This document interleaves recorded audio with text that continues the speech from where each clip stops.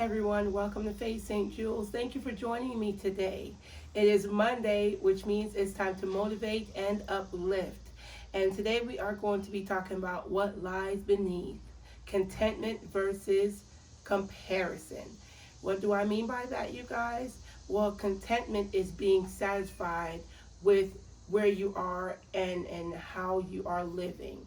And oftentimes, we do not find contentment in our current situation because we are often so busy comparing ourselves to others, comparing our successes to others, comparing our finances to others, comparing our joy to others. And that often causes us to not truly be grateful for where we are in our lives. I will tell you all, this is something I have struggled with for quite some time, and I'm human. We all struggle with this. I mean, who doesn't see someone in a beautiful car and say, oh my goodness, I wish I had that car? You know, who doesn't? We all do, but the problem is not often when we see things and we sometimes, wish or hope for something similar. The problem arises when we start focusing on it in a way where it starts shifting our belief in ourselves, shifting our mental state, and then we end up living our lives every day trying to be like that person next to us or in front of us.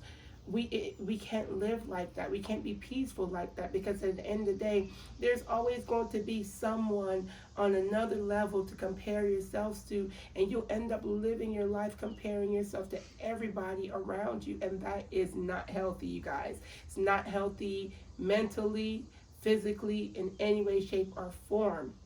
We live in such a society right now where we have so much, we're so exposed to social media, and we see things at a quick pace. Like, as soon as someone has a baby, good example, as soon as a woman has a baby, and then 2 weeks later they're posting their snapback photo, right? And then here you go, just had your baby, and you're still trying your hardest to lose that 20 or 30 pounds that you gained during pregnancy.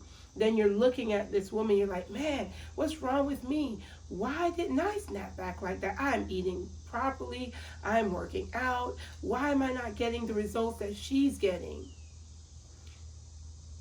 The problem arises when we get so deep in these thoughts that we forget that each person's results are different because their body is different, their makeup is different, how they go about getting to that point is completely different. I know good and well I'm not going to compare my snapback to J-Lo's snapback, because J-Lo is rich and she has nutritionists, she has chefs, she has people who are on her day and night every day to keep her going and keep her get her where she needs to go. Only person I have is me, my husband, and my kids, and oftentimes while I'm cooking for everybody. So I'm oftentimes eating what they eat. And so it's a struggle in and of itself when you lack certain finances or for certain resources and getting yourself to where someone else is. So, we have to realize that our outcome is not going to be the same outcome for everyone else. Everyone, everyone's path is different. Everyone's destination is different. I'll give you a good example. I went to high school and college with my group of friends, and they are all, well, majority of them are in great fields. One of my good friends, she's a doctor. Another friend of mine, she is head of a college working in finance. I am a stay-at-home mom. I mean, that is something that I've struggled with for years, because there are times when I see them traveling or going about things or talking about certain accomplishments, and then I start comparing myself, saying, wow, I went to school now, high school, and I graduated and got my college degree. Why am I not where Paula is? Then I have to remember that Paula's path was different. Paula chose differently for herself.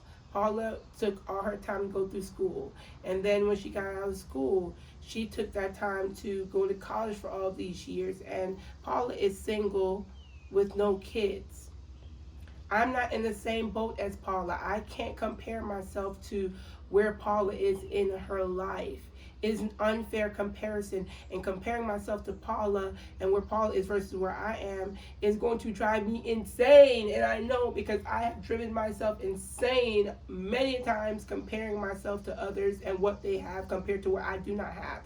I will say that comparison is not always a bad thing if it's done in a healthy manner. For instance, there are people in my life that I look up to, and watching them and seeing where I am causes me to say, okay, I'm here and I want to get to where they are eventually. What steps do I need to take to get to that point? And it pushes me to work harder to set goals for myself so that I can attain those things that I really want in my life. So there's nothing wrong with comparison in a healthy way. When it gets bad is when we use those comparisons to think or speak negatively on ourselves. You know, like, oh my goodness, look at her. She has it all. She has a great job, beautiful family. Look at me, I'm just a stay-at-home mom, and I'm doing nothing with my life. That's when it is unhealthy, you guys. And what you can end up doing is sending yourself into a mental break. And you don't want to get to that point. So what I urge everyone to do, including myself, is every single day I write something down about myself that I love. Like, for instance, today when I got up, I read my word, and then I thought about some qualities about myself that I love. I love that I'm loyal. I love that I'm a loyal person. I'm a loyal friend, loyal wife, loyal daughter. I'm just, loyalty means the world to me. I love that I'm creative. I make my own clothes, you guys. I mean, what an accomplishment, right? It may not be a doctor, but it's still an accomplishment because it's something that I do that positions me in a place to look at myself and say, wow, I did this. So I urge you to every day write something down that you admire about yourself. And if you have goals that you want to reach, write those down. Write those goals down. And every day, write down on those goals the steps that you're taking to reach that goal. Take the time to do positive things to encourage yourself so that we're not so busy looking at everyone else doing what they're doing and telling ourselves we're not doing enough. Instead, oh, you know what? I want to start a blog. Okay, today I actually signed up for WordPress and I actually started jotting down some topics I want to blog about. That's something positive to do, you guys, to encourage yourself to be the person you want to become. Because at the end of the day, we are where we are supposed to be. I am supposed to be here raising my children every single day.